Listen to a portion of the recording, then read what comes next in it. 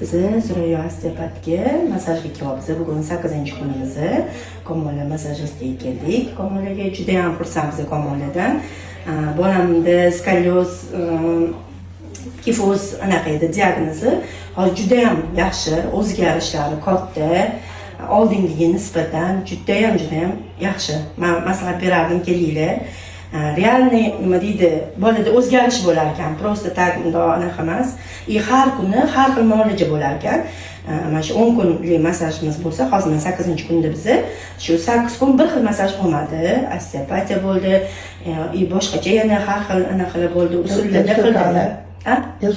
Elfigala bo'ldi. Juda ham har xil. Otlarni eslab qololmadim. O'zim hammasida qatnashdim, lekin juda ham mamnunman. Maslahat beraman kelishinglarni.